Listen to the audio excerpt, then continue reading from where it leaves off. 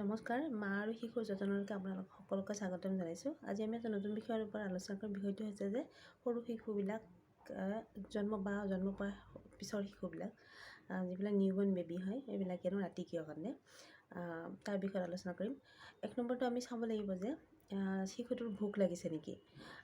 কেতিয়াবা কি হয়, সি গাখীৰ খাই শুই যায় আৰু পেট নভৰাকৈ কেতিয়াবা সিয়াৰ টোপনি আহিলে মানে সি শুই যায় আৰু তাৰপিছত কি হয়, কান্দা আৰম্ভ কৰি দিয়ে।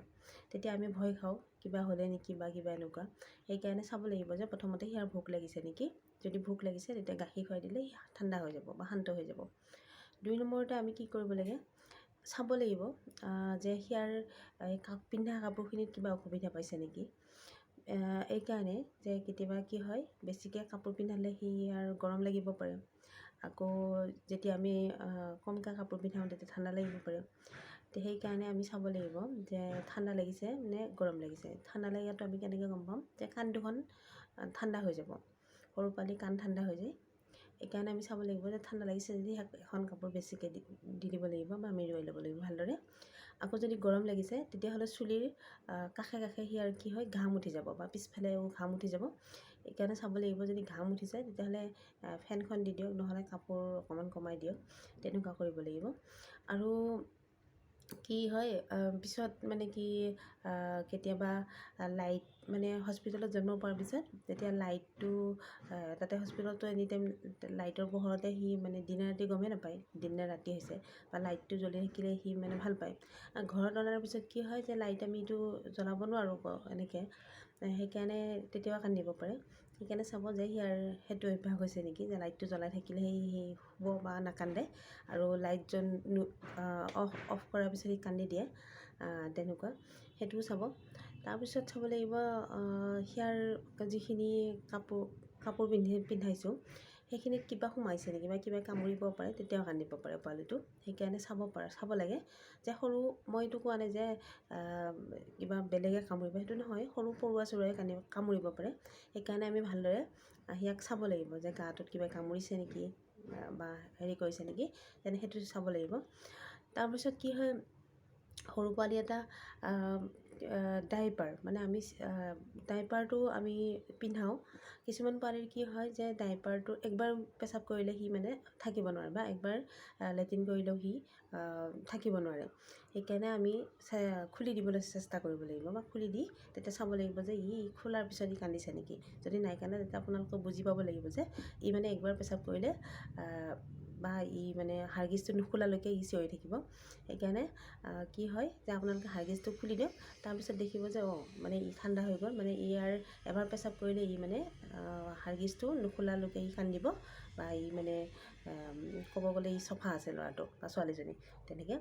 তাৰপিছত তেনেকুৱা হৈ গ'ল, সেইটো ধ্যান ৰাখিব। তাৰপিছত আমি কি কৰিব লাগিব, আৰু চাব লাগিব যে কিছুমান পোৱালি কি হয়, কিয় কান্দিছে। মানে কি হয়, কিছুমান পোৱালিয়ে মানে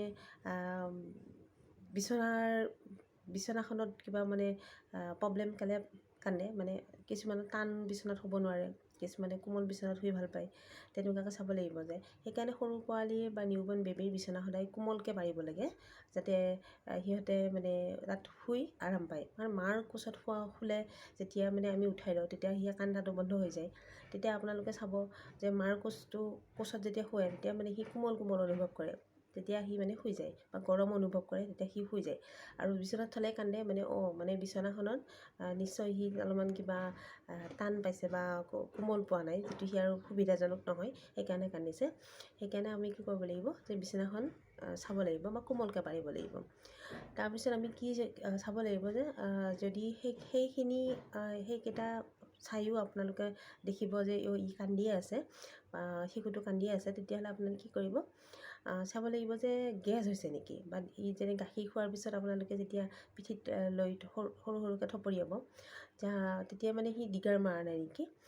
তেতিয়া মানে চাব যে মানে যদি ডিগাৰ মাৰিছে তেতিয়াহ'লে ইয়াৰ গেছৰ প্ৰব্লেম নাই, আৰু যদি নাই মৰা তেতিয়াহ'লে আপোনালোকে কি কৰিব, যে বেলেগ কিবা কাৰণতো কান্দিব পাৰে। সেইকাৰণে আপোনালোকে ডক্তৰৰ ওচৰলৈ লৈ যোৱাৰ চেষ্টা কৰক, বা ডক্তৰৰ ওচৰলৈ লৈ যাব। আৰু এটা সৰু পোৱালিৰ এটা লক্ষ্য ৰাখিবলগীয়া কথা, যে যেতিয়া আপোনালোকে কি হয়, আবেলি সিয়াক যেতিয়া ঘূৰাব বা অকণমান ফুৰাবলৈ বাহিৰলৈ ওলাই নিব বা বতাহত মুকলি আকাশৰ তলত বা বতাহৰ এনেকৈ বতাহ অলপমান খুৱাব বা মুকলি আকাশৰ তলত ফুৰাব তেতিয়া চাব যে ৰাতি সি নাকান্দাকৈ শুই পৰিব। কাৰণ এইটো মই নিজে প্ৰমাণ পাইছোঁ, কাৰণ মোৰো বেবী আছে। সি কি কৰে, যেতিয়া মই আবেলি সিয়াক ফুৰিয়াবলৈ লৈ যাওঁ বা মুকলি আকাশৰ তলত উলিয়াই লৈ যাওঁ, অকণমান খোজকাঢ়োঁ, ময়ো খোজকাঢ়োঁ বা সিয়াকো লৈ যাওঁ, তেতিয়া সি ৰাতি মানে একো আমনি নকৰে বা ধুনীয়াকৈ শুই যায়। খালি গাখীৰ খাব সময়তহে মই উঠাই মেলি গাখীৰ খুৱাবলগীয়া হয়, বাকী একো আমনি পোৱা নাছিলোঁ। সেইকাৰণে মই আপোনালোকে এইটো শ্বেয়াৰ কৰিলোঁ। আৰু যদি কিবা বিশেষ কাৰণত কান্দে বা হেৰি কৰে, তেতিয়াহ'লে আপোনালোকে লগে লগে ডক্টৰৰ পৰামৰ্শ লওক বা ডক্টৰৰ ওচৰলৈ লৈ যাওক। নমস্কাৰ। মোৰ ভিডিঅ'টো যদি আপোনালোকৰ ভাল লাগিছে তেতিয়াহ'লে লাইক কৰিব, শ্বেয়াৰ কৰিব, ছাবস্ক্ৰাইব কৰিবলৈ নাপাহৰিব। ধন্যবাদ।